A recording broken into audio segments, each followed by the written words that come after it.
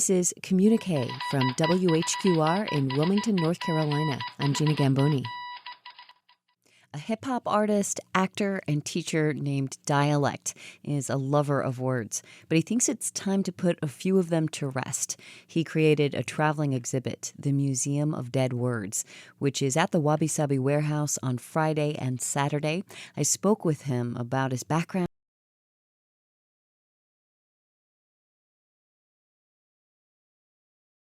Communique from WHQR in Wilmington, North Carolina. I'm Gina Gamboni.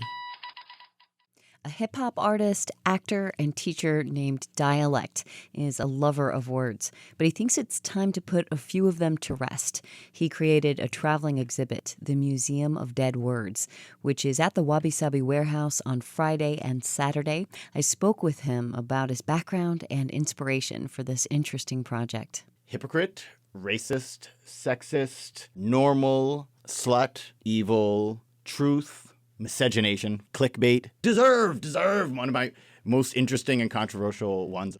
That's Dialect, with some of the words that will be eulogized at the Museum of Dead Words. Before we hear about this unique exhibit, Dialect tells us about how he learned to erase boundaries between hip-hop, theater, and everything else.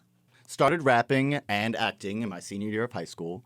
I came to New York, and I was studying acting, and I hated the TV, film, and theater world, unfriendly in so many ways, and I was really put off by it. But I was really digging this hip-hop stuff that I was growing and learning more about, and I found that my theater bug was actually picked up more in the hip-hop scene because a lot of these plays just felt like TV shows on stage. And hip-hop had that interactive element, that Shakespearean thing that is the real crux of the reason I like performing and the reason I like this type of art. I mean, I went to the Globe Theater some years ago, and they took me on the tour, and every time they told me something they did at the Globe, I was like, yo, son, we do that in Brooklyn, too. I mean, straight up, the Shakespeare ear is the hip-hop ear. They do iambic pentameter. We do iambic quadrometer. You know, it's in fours, but it's still iambs for the most part if you listen to rappers. So I was performing around New York, and I met a lady named Claudia Alec, who was running a hip-hop theater company at the time, and she wrote a hip-hop play where there was rhyming and there was a lot of stuff where we discussed these issues that I was concerned about in the text. And we used the rhythm and we used a lot of the other art forms to create a really interesting thing. So I got interested. I wrote a terrible rap version of Macbeth for the Hip Hop Theater Festival. We started doing some teacher trainings, teaching about hip hop theater and working with some young people. And that's when I really understood what my purpose was, because I love rocking in a nightclub for a bunch of drunk people jumping up and down, but there is nothing like a 7-year-old critiquing the third word in your second stanza and being like, what do you really mean by that?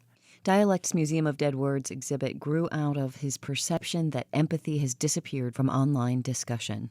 So I decided to search the internet and dig through to find words that were making conversations and arguments turn into fights. This is when it's just that non-productive nonsense. So I spent about a year and I specifically read article comments, not Facebook, not Twitter, not a forum, nothing that felt private, not even your 4chans. I had to exclude Breitbart because it's too much insanity. But I just went on article comments and where people anonymously just got to say whatever they felt in public. I whittled it down to 11 words. What did they have in common? It's two things, vagary and obfuscation. They're too broad to actually be useful, and they've sort of devolved into just vague insult that's supposed to make you feel bad. Oftentimes, these words are used to hide actual things going on that are worth talking about, things that are dealing with people's lives, often things like oppression and big systemic stuff that's really difficult to talk about, but we ought to talk about because those are the things we need to deal with. And it's easier to throw up a platitude and run away. Platitudes are actually doing better than some of these words, but they're in the same vein. That was multidimensional artist Dialect.